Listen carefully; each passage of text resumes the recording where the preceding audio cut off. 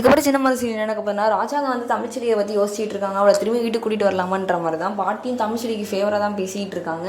அப்புறம் சேதுக்கு ரொம்ப கோவம் வருதுனா சேதுவோட டிசிஷன் தான் நம்மளுக்கு முக்கியன்ற மாதிரி ராஜாங்கமும் விட்டுறாங்க இந்த இடத்துல.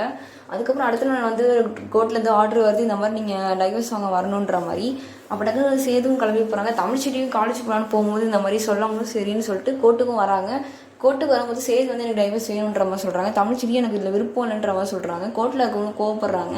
ஏன்னா ஒரு பக்கம் இருக்கவங்க மட்டும் தான் டைவர்ஸ் கேட்குறீங்கன்ற மாதிரி. அப்போ தமிழ்ச்சி நான் ப்ரெக்னெண்ட்டாக இருக்கேன்ற மாதிரி சொல்கிறாங்க. இது கேட்டோடனே கோர்ட்டில் இருக்கணும் ஷாக் ஆகிடுறாங்க. இதெல்லாம் ஒழுங்காக விசாரிச்சுட்டு வர மாட்டீங்களா, வீட்டிலே பேசிட்டு வர மாட்டீங்கன்ற மாதிரி தான் எப்பவும் போல கேட்குறாங்க.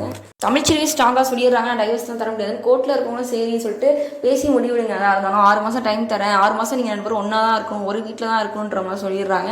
சேது வந்து தமிழ்ச்செடியும் சேதுவும் மறைக்கிறாங்க. பாட்டியை பேச்சு இவங்க 2 பேரும் சேர்த்து வைக்கணும்னு சொல்லிட்டு எந்த ரீசனும் சொல்லாமல் வீட்டுக்கு வான்ற மாதிரி கூப்பிடுறாங்க. ராஜாங்கத்துக்கு வேறு வழி இல்லாமல் அதை அழைச்சிட்டு போகிறாங்க. சேதுக்கு ரொம்ப கோவம் வருது.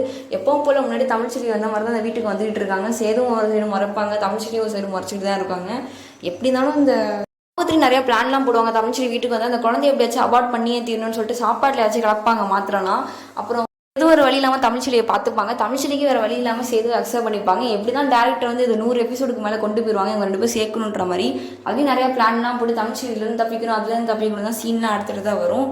கதையை நல்லா எடுத்துகிட்டு போனால் பரவாயில்லன்னு நினைக்கிறவங்க இந்த வீடியோ லைக் பண்ணுங்க.